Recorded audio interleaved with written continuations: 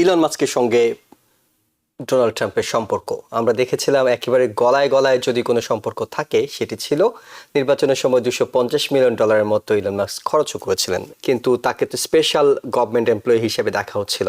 তিনি এত দ্রুত চলে গেলেন এবং যাওয়ার আগে বিগ বিউটিফুল বিলের একটি সমালোচনা করে গেলেন। ইলন মাস্ক ধরে বলছে যে এটা হয়ে যাচ্ছে, এটাতে সে বলেছে যে না, দোষ তো তার হবে কয়েকদিন পরেই। তো ফলে এটা better for him to get out, এবং তাকে অনেক যোগ করে সে চলে গেছে। সম্পর্ক আর ভালো হবে না।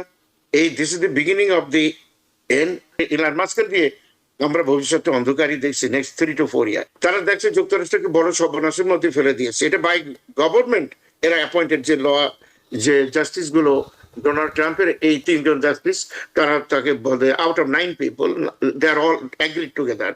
ইলন মাস্কের সঙ্গে ডোনাল্ড ট্রাম্পের সম্পর্ক আমরা দেখেছিলাম একেবারে গলায় গলায় যদি কোনো সম্পর্ক থাকে সেটি ছিল নির্বাচনের সময় $250 মিলিয়ন মতো ইলন মাস্ক খরচও করেছিলেন ডোনাল্ড ট্রাম্পের জন্য। এত দ্রুত এই সম্পর্কের অবনতি, অর্থাৎ 130 দিনের জন্য তিনি দায়িত্ব নিয়েছিলেন এখন বলা হচ্ছে ঠিকই, কিন্তু তাকে তো স্পেশাল গভর্নমেন্ট এমপ্লয়ি হিসেবে দেখা হচ্ছিল। তিনি এত দ্রুত চলে গেলেন এবং যাওয়ার আগে বিগ বিউটিফুল বিলের একটি সমালোচনা করে গেলেন। এটি লম্বা সময় অর্থাৎ দীর্ঘমেয়াদে আগামী দিনগুলোতে দুজনের সম্পর্কটাকে আপনি ঠিক কোথায় দেখতে পাচ্ছেন? এখানে যে বিষয়টা হয়েছে, ওই একটা বিষয়, $3.5 billion deficit under Donald Trump as of now. আগামীতে কি হবে এটা বলা যাচ্ছে না। এখন তার যে তার যে আপনার ফেডারেল গভর্নমেন্ট থেকে এটা করে একটা ভালো কথা মনে পড়েছে, কিন্তু সেটা হলো কি যে এই সরকার কিন্তু ডেটা চুরি করে, অনেকটা বাংলাদেশে হাসিনার মতো। কারণ হলো, আপনি জানেন যে প্রায় ওভার 200,000 লোককে চাকরিচ্যুত করা হয়েছে, কিন্তু আপনি দেখেন গত মাসে বা তার আগের মাসে যে লেবার স্ট্যাটিস্টিক দেওয়া হয়েছে সেখানে বলা হচ্ছে 170,000 লোকের চাকরি দেওয়া হয়েছে। ওরা কিন্তু বলিনি যে ফেডারেল গভর্নমেন্ট ইটসেলফ কত লোককে দিয়েছে। এটা কিন্তু আমি অবজার্ভ করছি, আনবিলিভেবল। হয়তো তারা দেখিয়েছে এই লোকগুলো চাকরি এখন আছে বা ঝুলে আছে। এখন ডজের কথা যে ইলন মাস্ক যেটা বলেছে, এমনি ইলন মাস্ক চলেই যেত, তার যাওয়ারই কথা ছিল প্রথম থেকেই। দেখেন একটা কথা করিম সাহেব বলেছেন, শুনে ভাই কি জানেন, প্রেসিডেন্ট ক্লিন্টনের সময় 47 জন পিএইচডি ছিল, they are all coming from Ivy League universities because he is the himself product of Ivy League. President ওবামার সময় অ্যাটলিস্ট 40 একদম ডাইরেক্ট তার অ্যাডমিনিস্ট্রেশনের সাথে যুক্ত ছিল, got PhD. He is also coming from Harvard University school of law. তো এখানে তার সাথে কারা আছে আমি জানি না, তাদের নামটা আমি আগে শুনিনি, বই পুস্তক লেখালেখি আমি কখনো পড়িনি তাদের। তো এতে হয়েছে কি যে উনি কি ধরনের অ্যাডমিনিস্ট্রেশন এটা করছেন, যেমন ইলন মাস্ক এটা ম্যানুফ্যাকচারার, এই বাংলাদেশের সাথে একটা চুক্তি হলো, অন্যান্য দেশের সাথে সে চুক্তি করলো, এটা সেটা করে সে একটা কিছু করলো। করার পরে সে বলেছিল যে এটা করছে শুধুমাত্র যুক্তরাষ্ট্রের অ্যারাউন্ড $30 ট্রিলিয়ন ডেফিসিট আছে, এটা কমানো যাবে। গতবার কিন্তু অলমোস্ট $4 ট্রিলিয়ন ন্যাশনাল ডেফিসিটে অ্যাড করে গেছে, $4 ট্রিলিয়ন এক্সট্রা ডোনাল্ড ট্রাম্প। আর এবার প্রথম চোটেই $3.5 ট্রিলিয়ন, যেটা আপনার ইলন মাস্ক ধরে বলছে যে এটা হয়ে যাচ্ছে, এটাতে সে বলেছে যে না, দোষ তো তার হবে কয়েকদিন পরেই। তো ফলে এটা better for him to get out, এবং তাকে অনেক যোগ করে সে চলে গেছে। সম্পর্ক আর ভালো হবে না।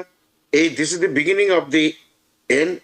আর ম্যানুফ্যাকচারের সাথে যারা করে দেখছেন আপনি, বড় বড় মোটর কোম্পানিগুলো যারা ম্যানুফ্যাকচারের সাথে গোলমাল বেঁধে গেছে, তারই ফাইন্যান্সার যারা, যে কথা আপনি বলছেন যে $250 মিলিয়ন দিয়েছে। তো এখানে কাস্টামাদিস বলে এক ভদ্রলোক আছে, করিম সাহেব হয়তো চিনতে পারবেন, যে গ্রোসারি চেনের মালিক, তার বিরুদ্ধে চলে গেছে, সে কিন্তু রিপাবলিকান। তারপরে আর যারা যারা ছিল সমস্ত লোক কেন হবে, আপনি দেখেন শিপইয়ার্ড গুলো খালি, কোনো কন্টেনার নেই, অল বিজনেসেস আর আনসার্টেন, কেউ অর্ডারই দিচ্ছে না, যুক্তরাষ্ট্রের সাথে কেউ বাণিজ্যই করতে চায় না। তারপরে আপনি যে কথাটা আগেই বলেছিলেন যে সিআইটি, যে কোর্ট অফ ইন্টারন্যাশনাল ট্রেড, এটা যুক্তরাষ্ট্রের সংগঠন, কিন্তু এটা আলাদা। WTO বলে আর একটা অর্গানাইজেশন আছে, ওয়ার্ল্ড ট্রেড অর্গানাইজেশন। এরা এরা কিন্তু মেইনলি ইকোনমিস্ট অ্যান্ড জাজেস। তারা দেখছে যুক্তরাষ্ট্রকে বড় সর্বনাশের মধ্যে ফেলে দিয়েছে। এটা বাই গভর্নমেন্ট এরা অ্যাপয়েন্টেড যে যে জাস্টিস গুলো ডোনাল্ড ট্রাম্পের এই 3 জন জাস্টিস, তারা তাকে বলে out of 9 people they are all agreed together যে এটা করতে দেওয়া যাবে না। এটা 1977-এর যে ইমার্জেন্সি ট্রেড লর পরে ভিত্তি করে উনি যে খোলা যুক্তি দেখিয়েছেন, ইট ইজ নট অ্যাকসেপ্টেবল। ফলে হয়েছে কি, একজন অ্যাপিল করছে, কথা আপনি আগেই বলেছেন, অ্যাপিল কোর্ট জাজ এটাকে ব্লক করেছে for a specific time period. এটা করে কাজ হবে না ভাই।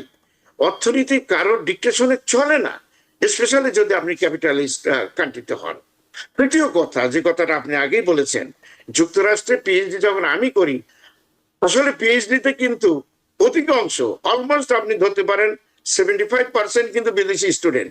কারণ হায়ার এডুকেশনে যুক্তরাষ্ট্র একটা পিএইচডি করতে হলে যে এনার্জি, এফোর্ট, দি সাপোর্ট এবং যে স্যাক্রিফাইস লাগে যুক্তরাষ্ট্র খুব কম করে। তাই কি বিদেশি ছাত্ররাই করে এবং এদের ডিমান্ড এদেশে থাকে, তারা এদেশে করে। যদি তারা বিদেশে চলে যায়, যাতে leader of this country Mohammad Yunus Vanderbilt university থেকে উনি পিএইচডি করে গেছেন, হাসান মনসুর, এইসান মনসুর সেখান থেকে পড়ে গেছে। আপনার সারা দুনিয়াতে দেখবেন এই যুক্তরাষ্ট্রের যে শিক্ষিত লোকগুলো, তারাই কিন্তু অন্যান্য দেশগুলো, এশিয়া, আফ্রিকা, ল্যাটিন আমেরিকার দেশগুলোর, তারাই কিন্তু প্রকৃত দেশগুলো চালায়। এটা তাদের ইনফ্লুয়েন্স শুধু আজকে না, 1940 দিক থেকেই এই জিনিসগুলো চলছে। আপনার বিভিন্ন রকম চিন্তা ভাবনা করে ইনফ্লুয়েন্সটা করা হয়েছে। যেখানে মার খেয়েছে China communist system, Russian communist system, eventually ক্ষতিগ্রস্ত তারাই হয়ে তারা ওপেন আপ করেছে economy just to follow United states, এবং তাদের ছেলেপেলে গুলো এখানে পড়ে। আমার সাথে বহু চাইনিজ ছেলেপেলে, ভেরি মেরিটোরিয়াস, তারা এখানে আসতো, চাইনিজ গভর্নমেন্ট তাদের দিত। আপনি দেখেন এবার ফাইন্যান্সিয়াল আসেন, আপনার $45 to 90 billion, এই ইনক্লুডিং ইন্ডিয়া। আমার সাথে বহু ইন্ডিয়ান ছাত্র পিএইচডি করতো, ওদেরকে টাকা দেওয়া হয়তো গভর্নমেন্ট দিত, ইন্ডিয়ান গভর্নমেন্ট দিত, দিলে এরা এখানে ফ্রি পড়ে যেত স্কলারশিপ নিয়ে। আপনি দেখেন এটি কিন্তু যুক্তরাষ্ট্রের বড় বড় ইউনিভার্সিটির জন্য এটা ইনকাম। এখন আপনি সবাইকে বন্ধ করে দিলেন, কারণ আপনি হয়তো রাগ রয়েছে যে আপনি কোনো আইভি লিগ ইউনিভার্সিটি যেতে পারেননি, বা আপনার আশেপাশে যারা আছে তাকে তার কথা আপনি ধরতে পারলেন না, ফলে আপনি ইউনিভার্সিটি বন্ধ করেন। দেখেন ডিপার্টমেন্ট অফ এডুকেশনটা বন্ধ করা হয়েছে। দুনিয়াতে এটা হয় না। হার্ভার্ডের রিসার্চ, বায়োকেমিস্ট্রি, বায়োলজিক্যাল রিসার্চ গুলো বন্ধ করে দেওয়া হয়েছে, টাকা কেড়ে নেওয়া হচ্ছে। সব জায়গায় আপনি যদি দেখেন ইন টার্মস অফ একটা দেশের, আপনি যে কোনো পলিসির দিক দিয়ে দেখেন, এটা হলো আপনার সে নিচে নিয়ে যাচ্ছে। তো এটা করে eventually I think United states will be loser in terms of all global leadership, এবং ডোমেস্টিক লিডারশিপ অত্যন্ত ক্ষতিগ্রস্ত হবে। এবং যে কথাটা আপনি মনে বললেন যে ইলন মাস্ককে দিয়ে আমরা ভবিষ্যতে অন্ধকারই দেখছি নেক্সট 3 to 4 years। আর যদি মিড টার্ম ইলেকশনের কথা যেটা করিম সাহেব বলছেন, যদি আমরা রথটাকে উল্টে দিতে পারি, he will get a great lesson both in Senate and Congress. কিন্তু ট্রাম্পের নীতিগুলোকে সমর্থন করছেন এমন মানুষের সংখ্যাও কিন্তু কম নয়। ট্রাম্প যে পলিসিগুলো নিচ্ছেন সেটির সমর্থনও কিন্তু অনেকেই করছেন। আমরা ওটা 35% থাকবেই, ওই 35% কিন্তু হেভি লেগে রয়েছে। এটা করিম সাহেব জানে, এটা লোকাল পলিটিক্সে এটা 35% তাকে থাকতে হবে। আপনি 35%-এর জন্য 65% মানুষকে একদম ফেলে দিলেন out of the train. It is a very very shame. New York থেকে সম্প্রচারিত TVN 24 টেলিভিশন, বিশ্বজুড়ে বাঙালির কণ্ঠস্বর।